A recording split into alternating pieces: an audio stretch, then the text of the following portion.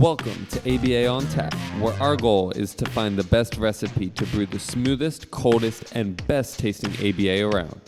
I'm Dan Lowry with Mike Rubio, and join us on our journey as we look back into the ingredients to form the best concoction of ABA on tap.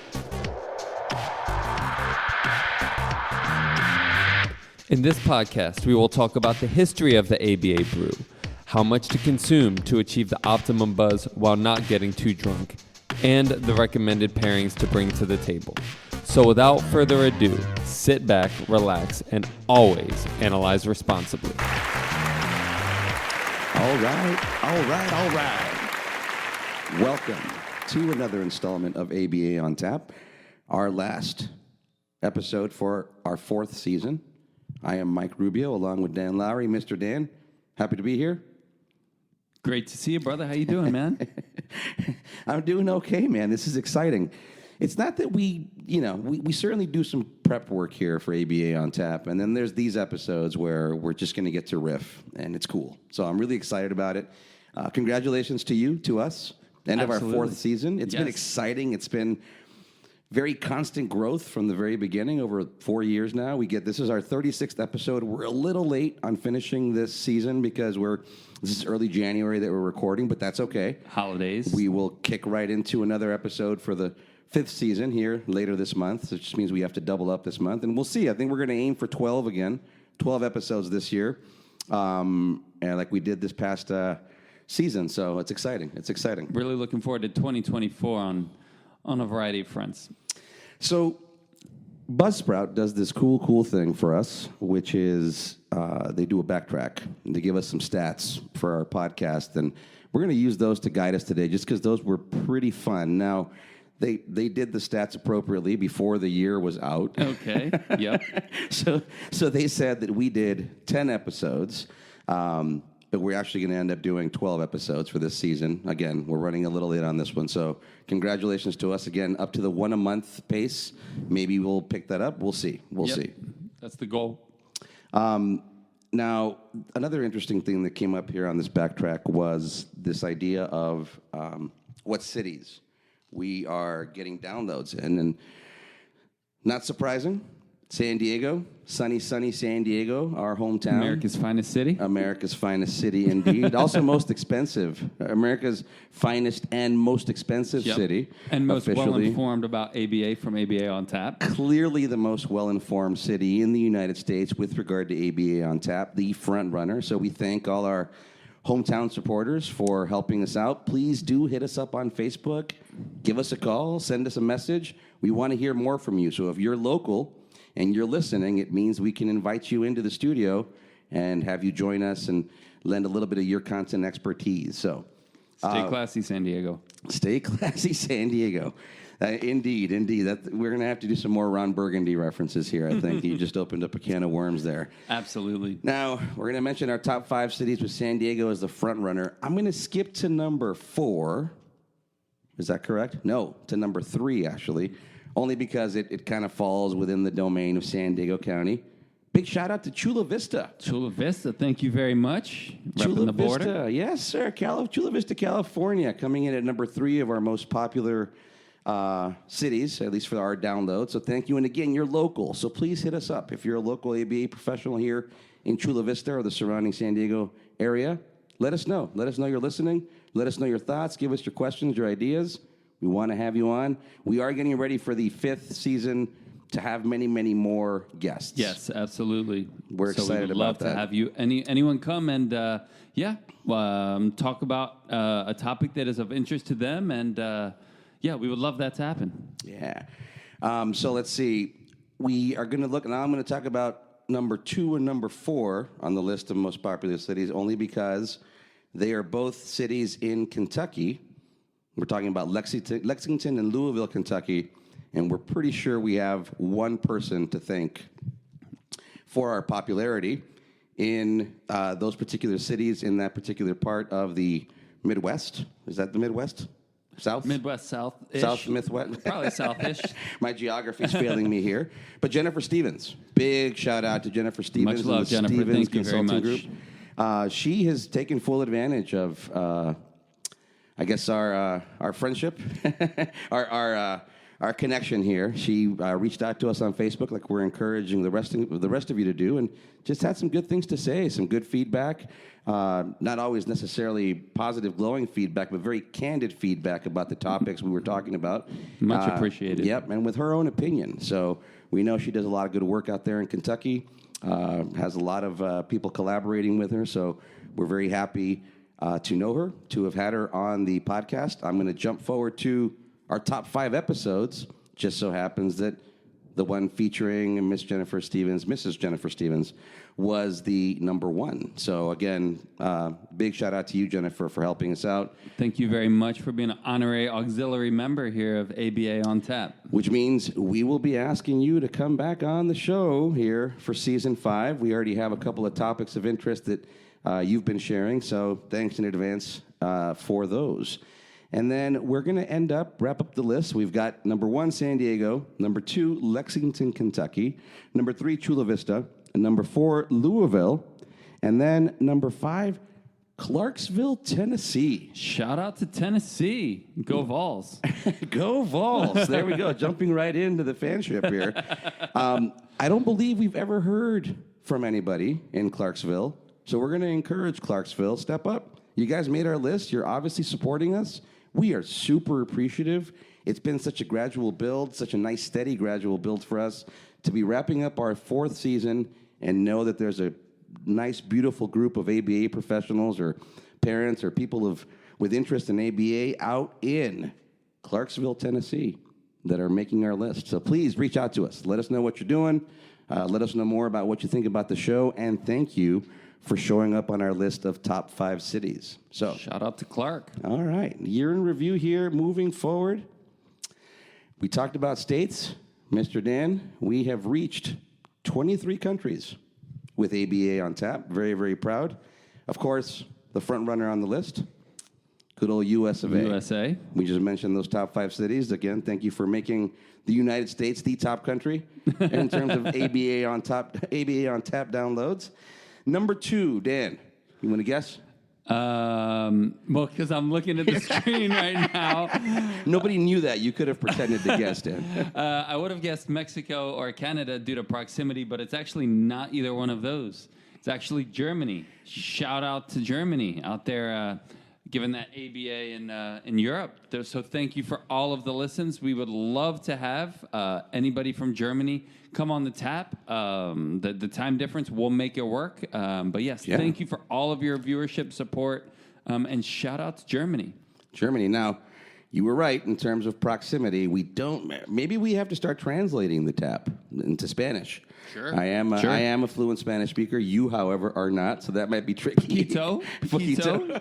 That's right. That's right. Menos. That's right. You've got a little bit.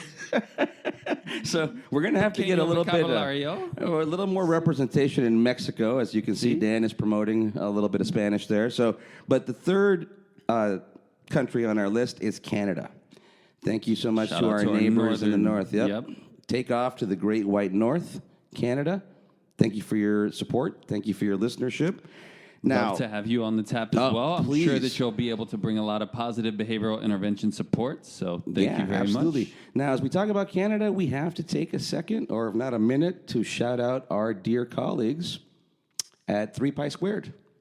I believe they reside somewhere remote up there in the Northeast, maybe as far as Canada, I would say. Yes, it is. And as we're on the topic of 3 Pi Squared, just again, a quick shout out to what they're doing in their ABA business leadership effort and really helping professionals around the world at this point, I imagine. Certainly a lot of people in the United States and surrounding areas like Canada to ensure that they're opening up successful ABA businesses and, most importantly, doing so with the highest ethic in mind from the beginning. So it was a pleasure to go on to their podcast. We need to make sure that we return the favor and have them join us for an episode during season 5. So absolutely an amazing platform, an amazing group of people, very refreshing, and can't shout them out enough. Thank you all for allowing us on your podcast and developing a relationship over the last year to April and Steven and the whole 3 Pi Square team. Amazing can't think of the word I'm using.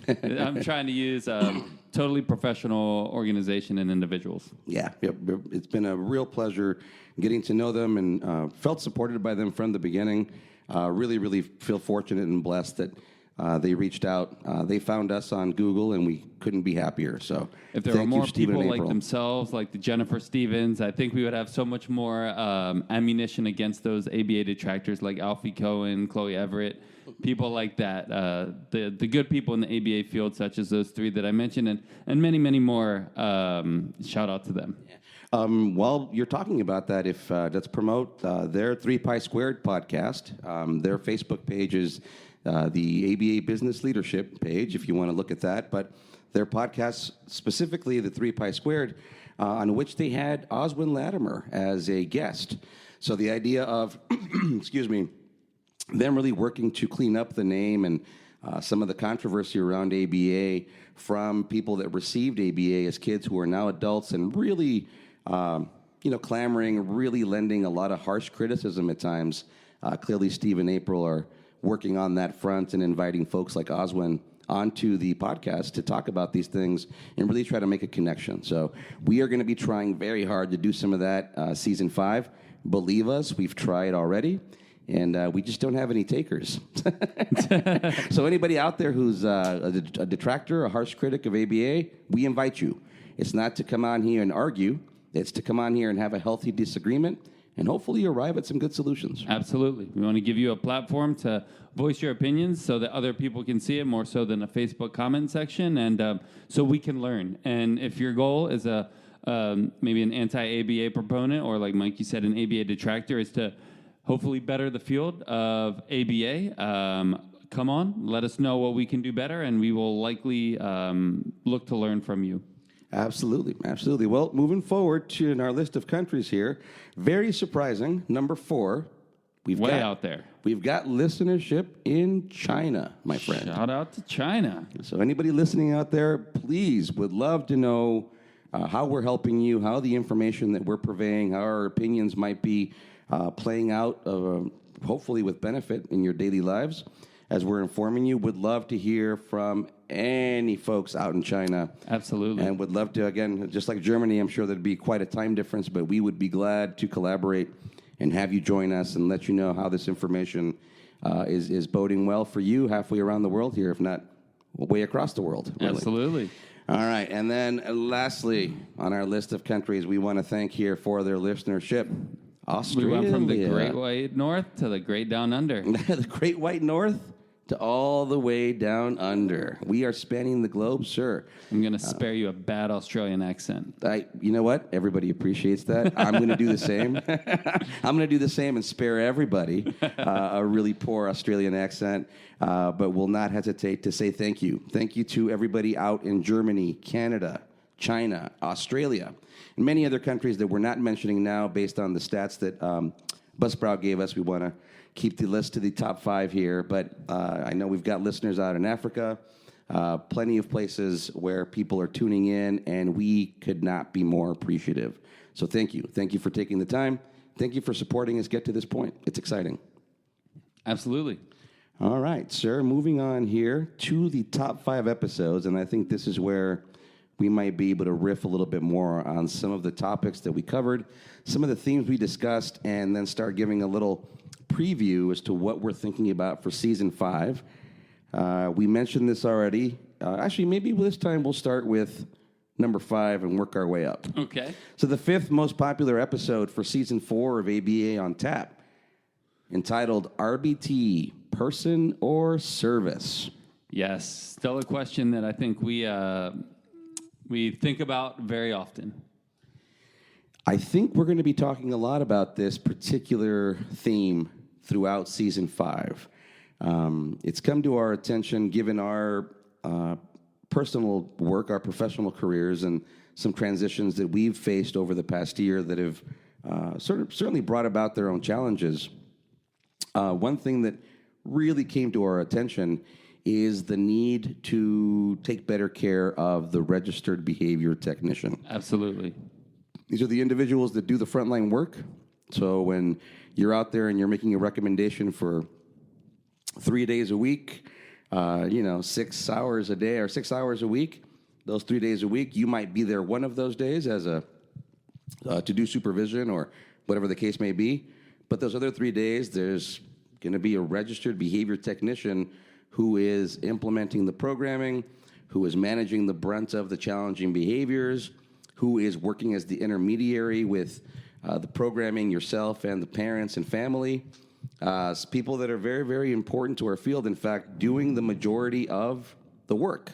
Absolutely. I think in this episode you used the Chick-fil-A analogy, and if we're talking about that, these are the people that are actually making the burgers or making the sandwiches. So you can have the best recipe in the world, you can have supervision, but at the end of the day, you're going to be eating the sandwich of whoever made it for you. And using that analogy, that's the RBT. So making sure that these people are well taken care of, because at the end of the day, they're going to be the biggest representation of your ABA company.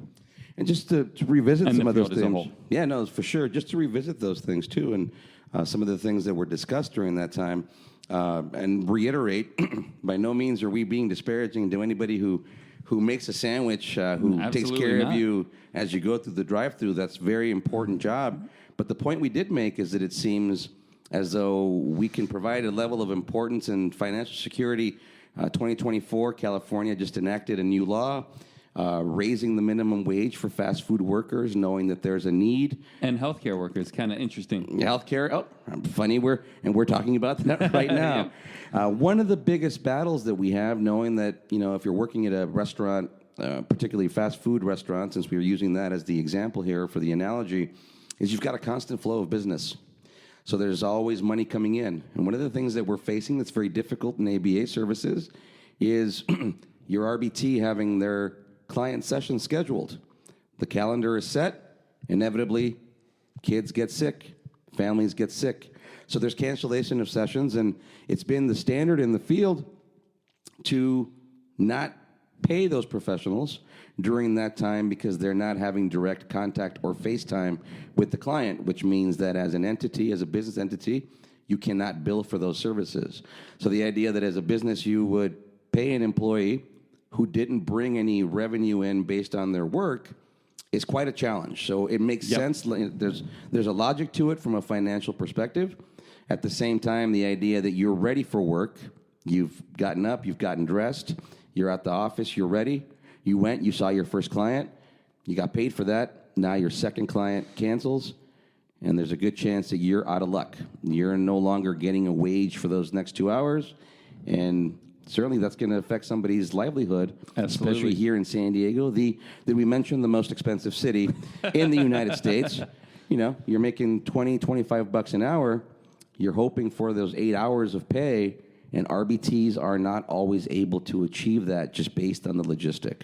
Yeah, trying to make it a livable career, like you said. I think that's the big thing that we're talking about, and we'll continue to discuss as we move out of our previous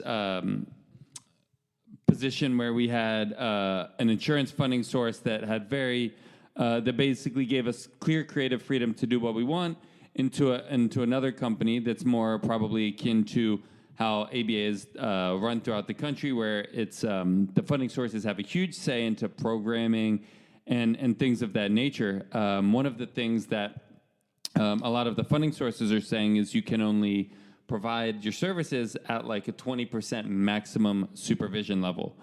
And as a result of that, that means 80% of the time that the services are going to be provided, if not more, it's just going to be that RBT there in the house. I believe the BACB mandates 5%, recommends 10%, and a lot of the funding sources are capping it at 20% supervision. So again, at the end of the day, no matter how much as BCBAs want to develop an amazing program, it's that RBT that's there with that client the majority of the time without anybody else there. And that's the face of the service, but not only that, that's the face of ABA. So when we talk about some of the detractors and things like that, at the end of the day, the majority of that's going to come down to the RBT and making sure that we can provide a service that we're proud of at the end of the day, I think is really important. And that's why we really wanted to focus on that RBT. And again, I think it's going to be a central focus throughout season 5 only because it's such an important topic. It really is at the center of everything we do, Yep. like you were just explaining. One of the things that becomes... Go ahead, sorry. And kind of alluding to what you said, too, when you talked about the funding structure, who's going to pay for those cancellations? Who's going to pay for that drive time? Right now, it's basically the responsibility of the company because there's no reimbursement for that on the insurance level, which can lead to, people clamping down a little bit on those things, which is completely understandable, especially when the margins for insurance aren't that big to begin with. And now you're having to not only do small margins on the billable hour, but now figure out how to do the unbillable hour. So that's going to be something that we may talk about in the future, and something that's going to be maybe the next frontier of ABAs. Looking at these rates, which haven't been adjusted, a lot of them I've heard basically in 10 years, haven't been adjusted as inflation goes up 3 to, I think it was 7% last year, and back down to 3. As inflation keeps going up, the reimbursement rates aren't going up. So figuring out how we can support these RBTs on the company level, or more important, the reimbursement level. I think that's such an important discussion on many fronts, and I'm trying to sort this out in my head quickly. Number one, there's an assumption in the field of ABA services right now that an RBT is on their way to becoming a BCBA. So that immediately says that the RBT position cannot become a skilled position over a great deal of time. Yeah. It's almost like saying that as a nurse in the medical field at a hospital, the assumption is that you're going to go be a doctor at some point. You cannot be a nurse for the rest of your life. You have to be a doctor. And unfortunately, the pay structure for RBTs reflects that. It parallels that. There is no way, at least as far as I'm concerned or as far as I understand, there's no way that you can be a career RBT. And I think that's a mistake. I think that's a problem in the field.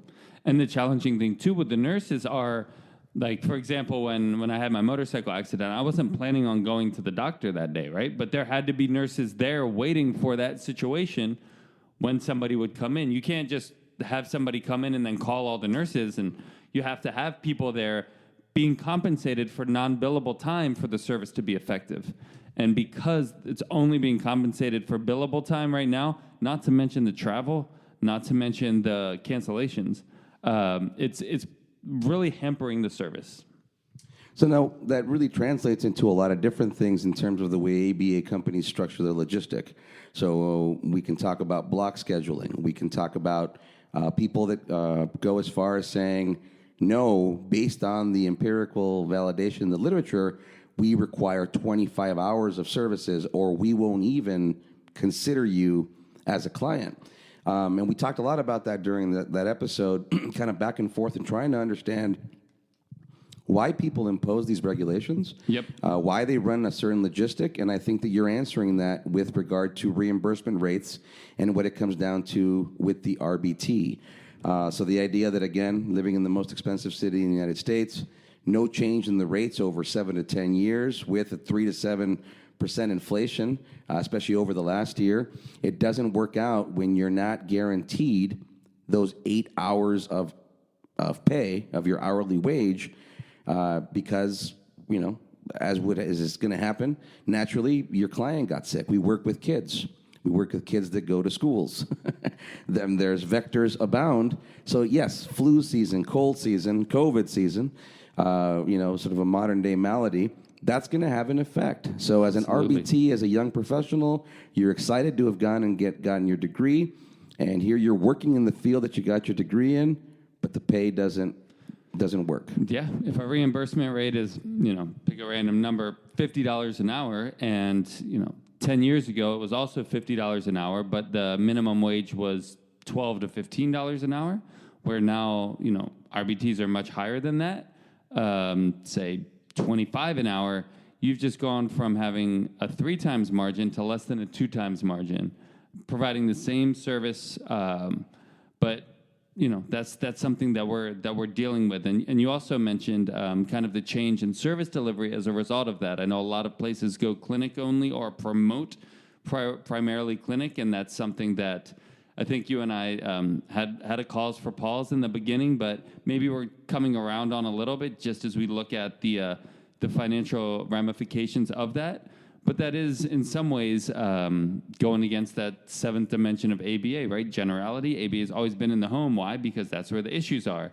So now it's like, how do we maintain our ethics of maybe doing a clinic session where we're not having to compensate people to drive because while they're driving, they're not providing services and they're being compensated additionally, while making sure that we are somehow able to generalize that in the home and make sure that our services are rendered in an ethical fashion. It often goes the other way, too, with insurance is putting certain restrictions or constraints on even how your goals are written to ensure, actually even the regulations citing specifically where the service can take place with regard to the proximity of the home.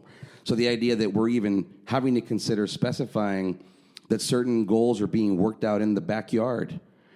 Yeah. For fear that the funding source then might say, no, things aren't happening in the home. So you've got this weird mix of approaches or solutions that are being implemented here as a service provider.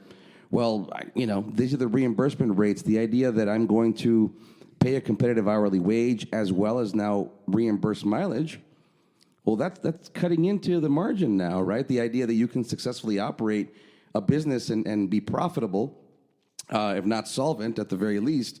So, okay, well, let's bring it on to the clinic-based session. Now you've got overhead with your lease and having to pay for that facility and having to stock that facility with materials that are educationally and instructionally appropriate for a variety of ages and needs.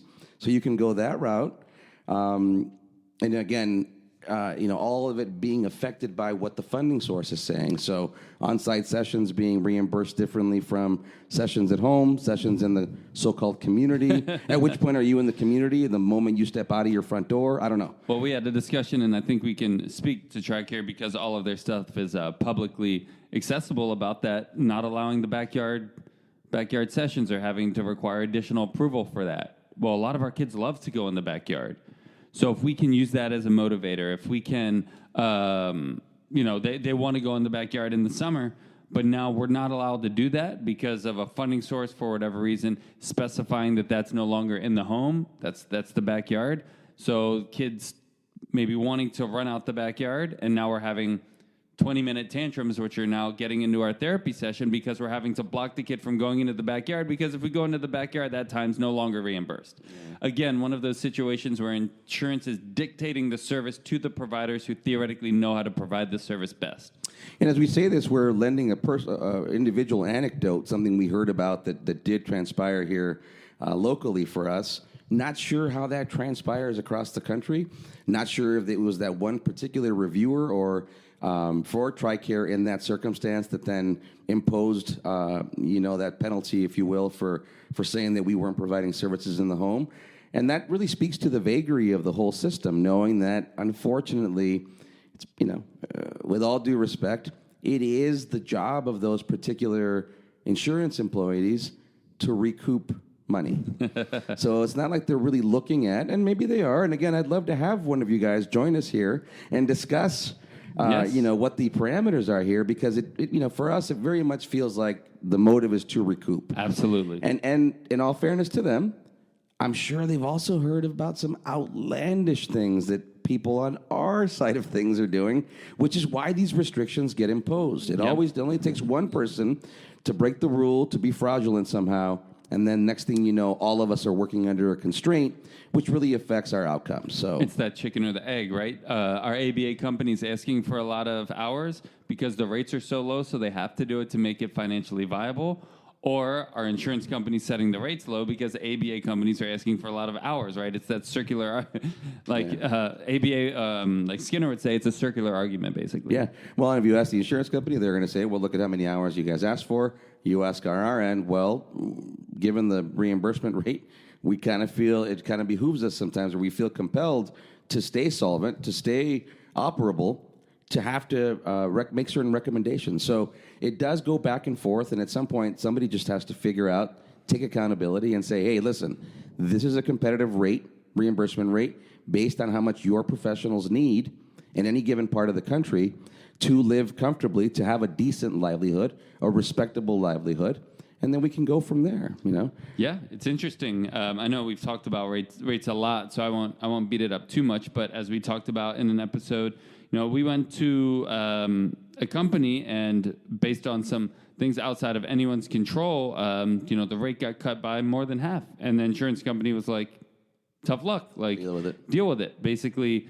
And the funny thing is if there were a lot of providers, ABA is in some ways a saturated market, but I'll speak for San Diego. Everybody has long wait lists.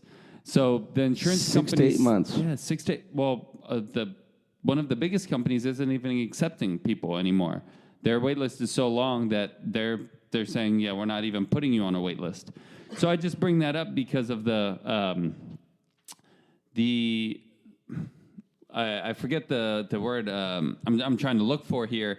The laissez-faire attitude, for lack of a better term, by this insurance company. At the end of the day, that's just going to affect their clients. That's just going to affect the people that have that insurance, because those people are not going to be able to get services because everybody has a wait list, and they're going to, those individuals are not going to be prioritized because the reimbursement is so low. I mean, literally from one day to the next, our rates got cut in more than half.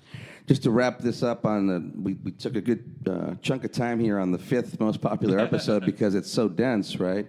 But the idea that one of the things we used to be able to do with our old reimbursement rate was guarantee hours. Yep. The idea that if you come to work, you wake up, whether you see a client or not, you're going to get a certain amount of hours paid to you because you need to live and you need to live comfortably. What that did over the past 8 years, or a little bit more for you, was an astounding low rate of turnover. It's like I've never seen before. Yep. Which, if you look at the rest of the ABA field currently, that is a huge problem, which then affects continuity of service, and we come full circle. RBT, person or service? Yeah, that's the question, right? And I think we talked about the RBT being a person, because at the end of the day, the RBT is the person. A lot of it is service-oriented, and I think the field wants to look at it fairly interchangeably. But as you bring a substitute or a new person onto a case, there is going to be a learning curve. And that curve is going to be done at the expense of the child, because now the new person has to learn. So that's where that turnover really comes in and negatively affects the therapy, the ABA that's provided. The last thing I'll say, too, when we talked about guaranteed hours, is we run a lot of social groups. Historically, with guaranteed hours and a higher rate, we were able to provide a lot of planning time for those social groups to make sure that they were fruitful. That's not anything that's reimbursable for any insurance, is that planning time on the RBT level. So I don't know how these insurances expect an RBT to come in and plan a group for, say, 10 or 12 kids that's going to be fruitful for all 10 or 12 of those kids. And again, the insurer might just be like, well, the company's got to figure out that and front that money. But that's tricky, and I think that can be a little bit utopian. Been a little bit critical at times, rightfully so, about all our laminated square pictures with weird icons. I'll bring those up now because guess what, insurance company? It takes time to put those together. It takes a lot of time to put those together. It takes money. It takes planning. So it is astounding to me that the field in general, and unfortunately we can be guilty of this too in terms of service providers.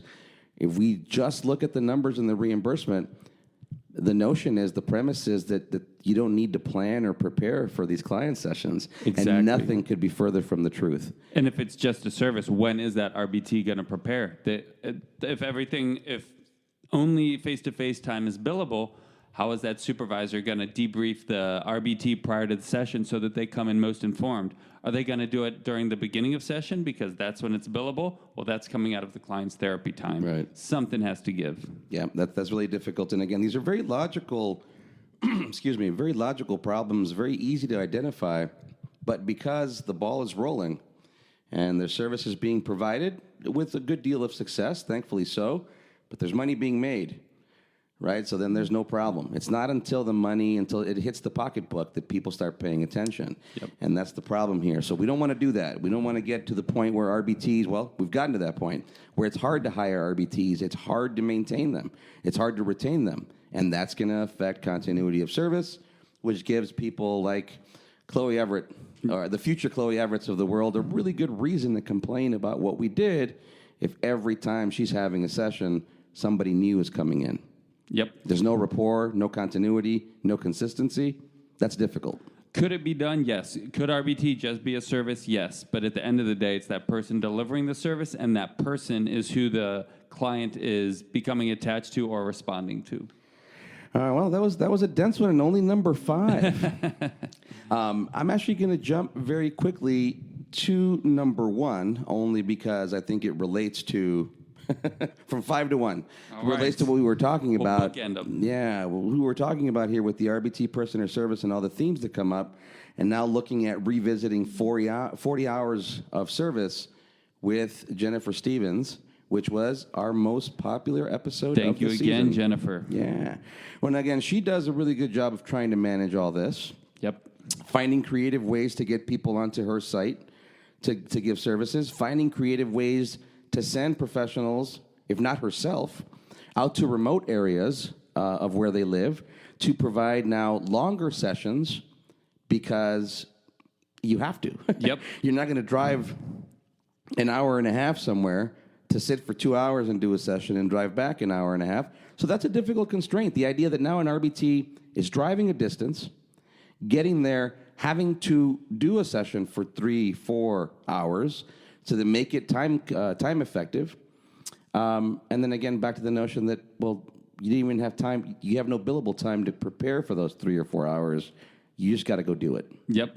Yeah, shout out to Jennifer. It was really also refreshing to hear somebody share our sentiment on some of these kids being over-therapized and a business owner sharing that. I think it's just really refreshing. Oftentimes in the field, owners can only be concerned with the bottom line and how do we maximize revenue. It was really refreshing to speak with Jennifer and acknowledge that as a business owner herself, but spending as much time focused on how she can deliver quality services as she does thinking about how we can maximize the money brought in.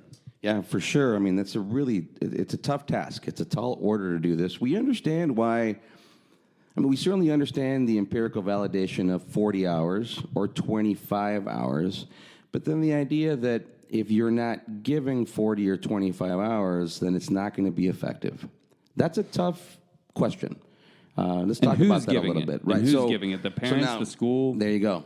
RBT person or service. Do you have a consistent RBT providing a quality service over time? And if you're not doing 25 hours a week, so let's say that you're a family, maybe out in Clarksville, Tennessee. And we'll call him Clark. Yep, your boy Clark. Your son Clark needs services, right? And somebody says 25 hours or we don't take you. Maybe there's not a lot of service providers in the area. So you go ahead and you sign up for 25 hours a week. Let's say that gets given Monday through Saturday, okay? It's 4 hours a day at the very least of therapy. All right, now at that point, now we understand the intensive nature of ABA. That's good at the start. I wonder what those service providers say once they start fading. What is the fading solution? I've never spoken to or at length to any of those people. If you're listening, please come on the show and explain to us how you fade then. If 25 hours has to be delivered, and that's what the empirical research says, the validation says in terms of the effectiveness, what did the research say about an effective fading plan? Yeah. Well, that's not necessarily covered in that, right? So it's a very convenient argument for us to make from a fiscal perspective that you require these 25 hours, but what if the family can't afford it? Yep. So we're talking 25 based on an episode that was hearkening back to 40 hours. Yeah. So we've already reduced it by 15 hours here. I mean, can you imagine 40 hours across 6 days a week? That's a full-time especially job. Considering the adult has to be there. You said parent affording it, so that adult will not be able to work. There's a lot of other collateral things that are going to be involved that, short of just seeing dollar signs and seeing margins, I think go by the wayside and have effects on relationships. If there's turmoil in the relationship, that's going to affect the service delivery. If people aren't able to fiscally take care of their family, that's going to affect the relationship and that stress. And that's why in the parent groups that we do, the first parent group now, as I've learned, we've done these parent groups for 8 years, if not more. The first parent group I do now is just all on resources, because if these parents are so stressed out, they're not. It doesn't matter if we do 2 hours or 42 hours. They're just so stressed out. They're figuring out how they can, get food on the table, how they can have some semblance of a relationship with their significant other.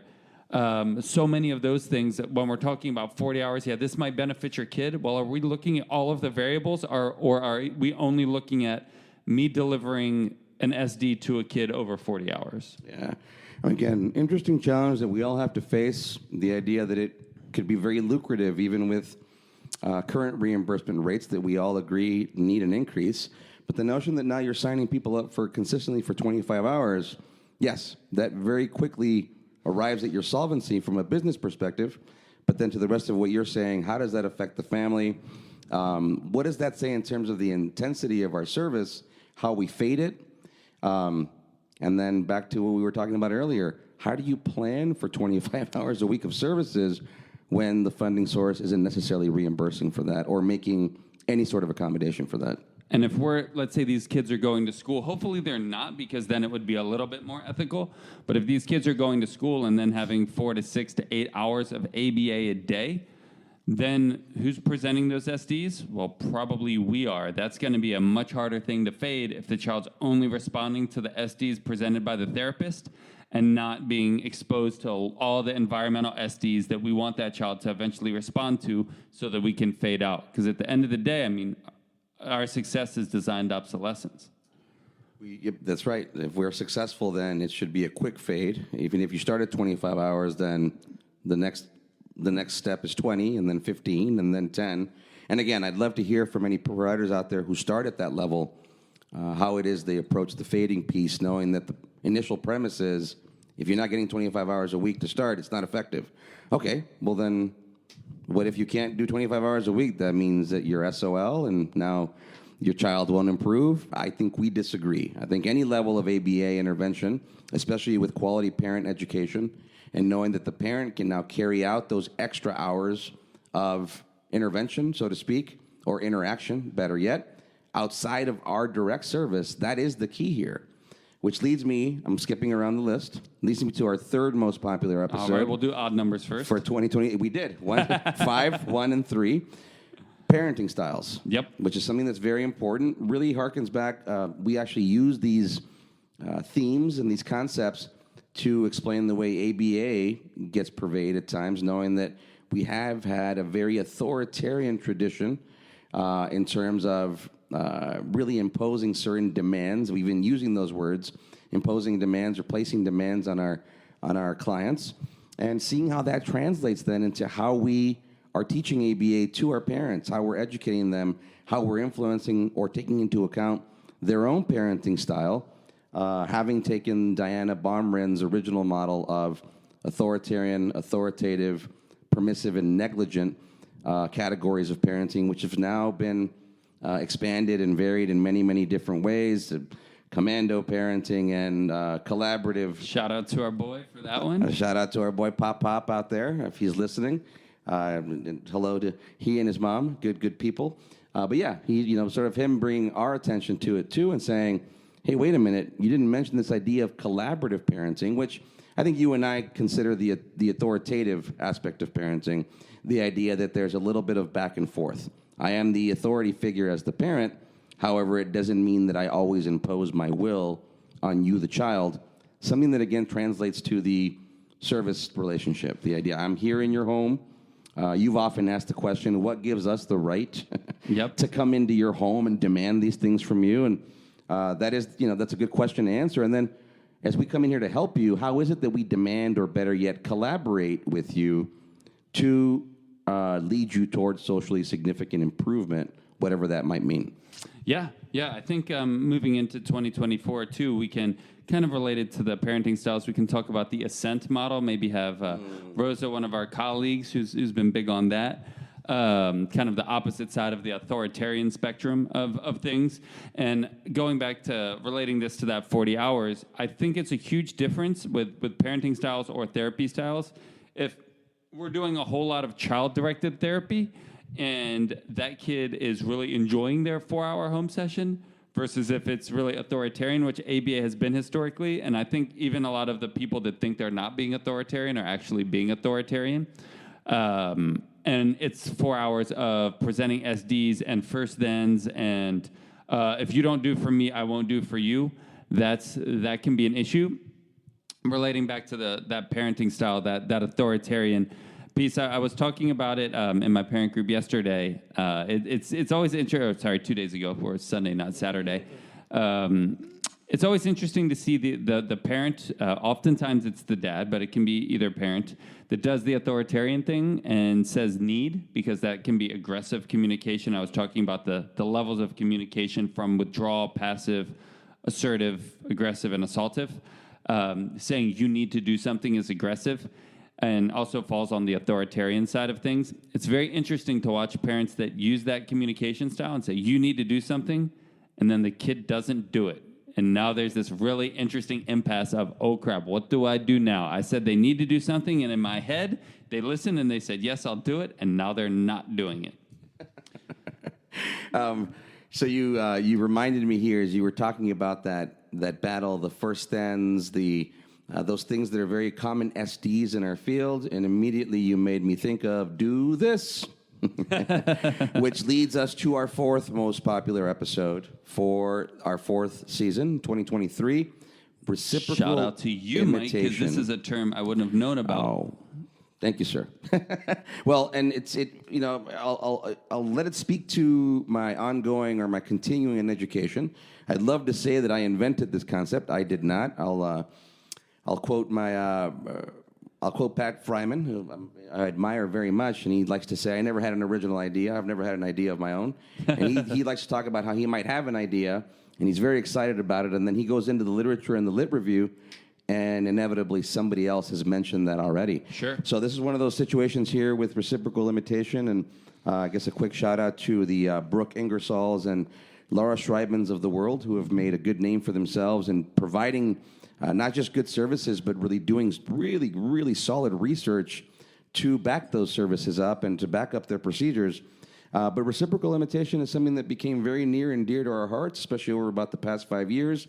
In looking at those common things, those strange technologies, if you will, that we use in ABA that have become a stronghold, and then looking at those and saying, maybe those don't always fit. Yep. Maybe those fit from an authoritarian perspective when we were thinking about, and you know, pardon my expression here, but thinking about these disabled children that need our help, that we need to rescue, so therefore they need to do what we tell them to do. Yes. Right? So this idea, again, and not that NVI or nonverbal imitation really hits all of those points, but again, a very authoritarian approach to imitation, imitation being a very important part, a very important kernel for learning.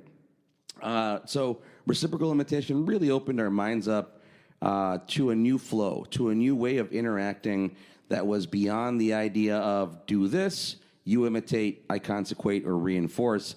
Reciprocal imitation really opened it up to a much more play-based, collaborative, child-directed approach to balance out our traditional adult-directed or so-called structured approaches. So I was very happy to come upon that and read about it, and then better yet, be able to work with such a strong team of people to make it come to fruition. What I love about it, too, is that it, unlike some of the old protocols of nonverbal imitation and do this, every time I see an RBT work with reciprocal imitation, their own play style shines through. They can be themselves. It's no longer just this strict recipe of SD, response, consequence. They get to much play less linear. through. Yes, much less linear. Much more of an interaction. Yes, Yeah. absolutely. Much less of the authoritarian, do this for me, but it's more do this with me. Yeah. And if you're doing this with me, then I have to be doing it with you as well. So going back to that actual child-led piece and that reciprocal imitation is the next step from contingent imitation, again, following the child's lead. A lot of times people think they're doing child-led therapy, but sitting down and being like, okay, we're going to play with the trains now the way I want to play with it, isn't as child-led as you probably think it is. Maybe the kid wants to spin the wheels, so we might imitate that for a little bit.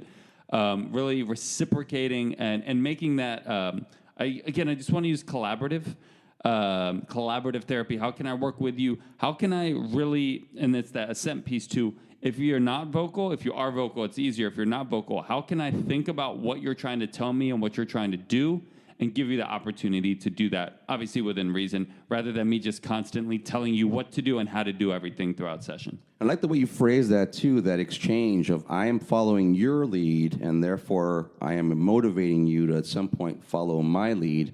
When you've got that exchange back and forth, what you're creating, especially with younger clients, is an environment of play. Yep. And we know how important that is, certainly important to us here at ABA on Tap in terms of driving, really being the motivating operation for most of our clients given their age. I say that knowing that as they get older, we still have this notion of more authoritarian approaches being more important from a disciplinary perspective. I can't wait to explore this idea of play. People think of play as frolic, as the work of children, but play also means a certain mastery, right? If you're playing chess and you're a chess master, there's no joke about play there. Yep. There's some real serious work being done. So I can't wait to take this idea of early intervention and play as a motivating operation and really expand it to every other age group, knowing that every human animal, just about every animal that I can think of in the animal kingdom, has some semblance of enjoyment, some notion of enjoyment that comes through play. Absolutely. Yeah, well, I mean, I was at the Wild Animal Park a couple of weeks ago, and they have the tiger cubs there, and that's all they were doing was playing and running around, and absolutely. And I think we've seen that in juxtaposing individuals who've had more of the authoritarian ABA, which might actually be, these individuals might be following instructions quicker and kind of following their RBT, but there's almost like a glaze on these individuals that they're following, and we've literally been able to see this firsthand for some of the individuals who've been exposed to some of our therapies that might seem a little bit more rowdy, for lack of a better term. But at the end of the day, these individuals are able to express themselves and able to access their environment much more freely than individuals that have been more exposed to more of the older school ABA that are listening and are just kind of always waiting for that SD to be presented by the therapist. Well, if you think of the bidirectionality of what we're talking about here with reciprocal imitation, it's I imitate you, you imitate me. Exactly. The old nonverbal imitation models is you imitate me. That's it. Absolutely. You said bidirectionality, too. I was with a client on Tuesday or something like that, and we had a schedule for this client, right? This is a 6-year-old vocal client, and we had a schedule for them working on doing different activities, and we got to one of the activities, and he's like, I want to do this first, which was not next on the schedule. It was, say, we were on number 4, and the thing he wanted to do was number 5. And it was very interesting. I had to kind of take a step back and think for a second because we're trying to promote flexibility with him on the schedule, right? And moving things on the schedule. And almost our initial reaction, I could see that RBT's initial reaction was going to be like, nope, we do number 4 first and number 5 first, and then number 5 afterwards. And I was like, hey, hang on. You want to do number 5 first? We'll do number 4 after. And he was like, okay. So then we just flipped it, right? It's so interesting how when we want the kid to be flexible, then flexibility is of paramount importance. But when the child wants us to be flexible, no. We have to do it our way. So that just really highlighted it for me on Tuesday with the schedule. Back to that authoritarian style, which there is a time and place for. And again, back to that dance between the adult-directed and the client-directed modes, right? It's got to be a back and forth. And you're absolutely right in terms of that bidirectionality. We want them to be flexible, but we might not be modeling it all the time. Absolutely. There could be a really good reason why you wouldn't skip a certain item on the schedule, but if there isn't a good reason, then why make that the sticking point, right? And again, I think everybody has to look at their own individual situation and circumstance, if they're experiencing what you're talking about. But the notion that more traditional approaches would say, no, from an authoritarian perspective, this is the schedule, I picked it, it's adult-directed, you follow this because I'm the one giving the treatment. So unless you follow what I'm telling you to do, you're not going to get better. To now a more newfangled approach and saying, wait a minute, or to use your word, collaborative. Wait a minute, there's certain volition or agency, whether we see it as idiosyncratic or whatever we might want to call it with regard to the diagnostic traits, there's still volition and agency being expressed. If a child is throwing things, if they're throwing a tantrum, you love to talk about this, Dan, and I love the way you do it. What is that communicating versus how is that impacting me negatively in a way that now, from an authoritarian perspective, I have to fix it? What is it communicating versus how do I get it to stop? Oh, that's a great way to put it. What is it communicating? How do I get it to stop? And then in the middle, how do I collaborate with it? How do I interact with it towards getting it to stop or getting it to change to something that meets the child's needs as well as my need for quiet or calm or order or whatever it is as the adult? It's always that when those behaviors are happening and you're saying WTF, right? It's always that WTF. What the function is happening? One thing I will just briefly say with the reciprocal imitation, because I think we were talking about joint attention around that time. Yes, sir. I've been doing a lot of trainings recently, and in my functional communication training slide, I have some slides that discuss that typically communication in ABA has been taught through manding, right? Because that's what's been most functional. Because a lot of the individuals that we work with struggle with theory of mind, so they may not comment. So what's functional for them, what might be reinforcing, might be to, if I say the word car, I get a car. Versus if you say, good job, that's a car, maybe with theory of mind, I thought you already saw the car. So typically communication has been taught through manding. That's what PEC's always been about, right? Manding. You give me a picture, I give you something. It's transactional, it's manding. And I have a cause for pause now. I need to rewrite this slide, or I need to figure out a way to communicate it better, because with your joint attention piece is now making commenting valuable. Once they can get joint attention, now commenting is valuable. So to say that individuals on the spectrum learn better to communicate through manding might be a misinterpretation of how we've implemented things based on the way that we've implemented. That's an excellent point, and I think that the logic there was manding being one of the very first things that children communicate, asking for things, even if they're crying, right? Sure. So again, really clean logic there, and then it fell short at some point because we need to continue advancing those concepts, right? That's the philosophic doubt, is what we did today that worked, tomorrow we should be able to make it better. It's assuming what's valuable is them getting something, but is there a way for us to make ourselves more valuable? And we've tried to explore that a lot. The idea of the tangible reinforcement versus the idea of reciprocation, right? You're doing something, I'm imitating you, you're imitating me. What we're saying here is that should be inherently reinforcing. A lot of times our relationships have become very transactional. That's a really good way to put it. All right, well, wrapping up here, these hours fly by. This hour flies by for us, and we've gotten good at this. The second most popular episode, so we've got number 1, Revisiting 40 Hours, featuring Jennifer Stevens. Number 3 was Parenting Styles 4, Reciprocal Imitation. Number 5, RBT, Person or Service. And then ending in a very unorthodox fashion with number 2, which was Autism Acceptance and ABA. We actually got a little bit of heat and kickback on our social media for some of the comments on this. One of those opportunities where we, were a little daunted by some of the comments we received.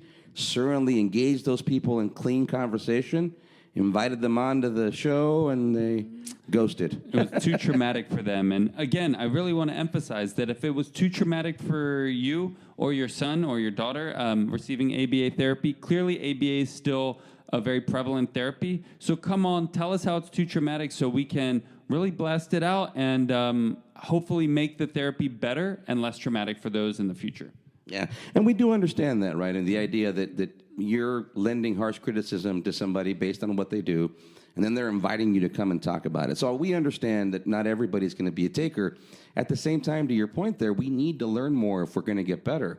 There are some people in terms of autism acceptance and how ABA plays out that I think do have a really good point from a traditional ABA perspective, that we're trying to come in and fix them. And I can see a problem with that. I certainly understand a problem with that. So for any future takers or people that want to lend us criticism, if we invite you on, please know, again, we're not here to argue. We want to be here to healthfully disagree and hopefully come up with good solutions for everybody. Even better. Even better if we can arrive at agreement, right? Now, we took this episode from an online publication. I'm not remembering exactly. It was somebody's blog, I believe, who was talking about autism acceptance and Autism Awareness Month, I guess, which was April, if I'm not mistaken. And this particular individual was actually writing about how ABA couldn't be salvaged. ABA was inherently evil. I don't know if you've got any thoughts on that as we close here. It's interesting because obviously as any market becomes more, has more longevity, it becomes more efficient and becomes better. So I would hope the way that ABA is being implemented is better now than it was in 85 when Lovas published his article. Over the last 40 years, I would hope that we are able to be more efficient. We're able to know what we're doing a little bit better. As any market matures, it does become a better market. But as we've talked about, there are certain obstacles that are now present that are, I guess, for lack of a better term, obstacles. As we've spent a lot of time talking about the rates, the funding insurances, how it's implemented and how it's mandated. A lot of these people are almost trying to mandate that it's done in an older way, and they're almost actively blocking innovation, which is challenging because as anything continues to progress, people continue to innovate. The problem is, are the people that are paying for the service actively blocking this innovation, which is then kind of putting us back into a circle and lending credence to these people that are saying, well, when we say, well, yes, we're doing ABA better, they're saying, well, that's not what I'm seeing. Right. Well, that's interesting the way you put that there, because there are a lot of pressures in how we do things or how we define our goals, right? So the idea of socially significant change, now looking into standardized assessment and milestones, us coming up with goals like you will learn words. And I think what we've learned from assent approaches and a more modern take from the neurodivergent community is that authoritarian stance in and of itself can be a problem. Yes. So the idea that we're coming in here and saying, no, you will learn how to use words that I understand. Exactly. Versus I'm hoping that I can teach you some level or help you learn some level of vocal communication, because that would make it easier for me and others in your surrounding to understand, knowing that as an ABA professional or as a services professional that's here to help, I'm going to be looking at everything you're doing to communicate to see if we can't expand and vary on that in a way that also becomes universally accessible to those around you. So I think that's a new attitude, at least for me, that I did take away. I won't lie. At first, a lot of these detractors, a lot of these comments from the neurodivergent community, they were a little hurtful, maybe even a little bit annoying. I'm not going to lie to you. But the more carefully I listened, the more I learned. The more I learned about how to improve what I'm doing, the more I took on that fresh perspective and started going, yeah, you might be right there. We do that. And I see how if you're saying that that's not cool for you, well, that's not cool for you. Exactly. And you're saying use these words that we understand. Well, they're using a lot of behaviors that we understand, like maybe escaping, maybe, and we're not listening. I understand you don't want to do it, and we're not listening. We're going to say, the only way we will listen is if you do it in this exact way, back to that authoritarian approach, back to lending some credence into what you said. And you said one more thing earlier, and this will be kind of my closing comment on the autism acceptance and ABA piece. The kiddo that we talked about, his mom would come to my parent group, and she brought a really good point about that, fixing my kid, and that how in the beginning she kind of felt that, like, how do I fix my kid? And she was able to share some perspective now that my kid's not broken. I don't need to fix my kid and we would do it talking about some of the autism slides and the autism cure slide. A lot of the parents that we work with, if you could cure autism, if you figured out what it was and you could do some sort of, brain injection or something and cure it, a lot of our parents wouldn't want to do that because it would change their kid. There's nothing broken. There's nothing that needs to be fixed. It's just a different way of kind of interacting with the world. And I think that really gave me a little bit of an epiphany. And as we talk about autism acceptance, it's accepting who they are, not making them become who we want them to be so that we can accept them. So that is to say that any animal, human or non-human, can present behaviors that are going to be challenging for other organisms in their environment. And that's what we're talking about here. And it's really easy to take a diagnosis then, or diagnostic criteria, and say, well, that challenging behavior is happening because of that diagnosis, knowing that, again, back to the original premise, any animal, human or non-human, is going to present behaviors that are going to fit better or worse into their environment and lead to certain consequences. And this will be my closing point here, is that's what I've learned throughout all this is, again, right back to what we do, analyzing behavior. not from a right or wrong perspective, but from a significance perspective, and more importantly, one that can jibe socially for not just the individual we're working with, but for everybody in their surroundings, knowing that the world isn't perfect anyways. Yep, absolutely. So, any other things from the Buzzsprout page here? Now, let's see. Their stats only logged 10 episodes because we were a little late on these two, but we're talking about nearly 5,000 downloads Yes. in 23 countries. 10 episodes, 664 minutes, probably more like 12 episodes, and I'm going to say almost 800 minutes that we're going to hit here. We can't thank you enough, whether you're in Kentucky or Clarksville, Tennessee, or Chula Vista, or Germany or China. We cannot thank you enough for taking the time to listen, for all the feedback we're receiving. We hope to get much more feedback from across the world. Please don't be shy. Reach out. Come on, we really want to get some guests on our show. We certainly have plenty of people that are lined up. We can never have too many. So we want to have a waiting list. Yes, yes. Very excited for 2024. Season 5 is going to be the best season yet. More guests, more episodes. Very much looking forward to it, Mike. Well, with that, Happy New Year, and always analyze responsibly. Cheers. Cheers. ABA on Tap is recorded live and unfiltered. We're done for today. You don't have to go home, but you can't stay here. See you next time.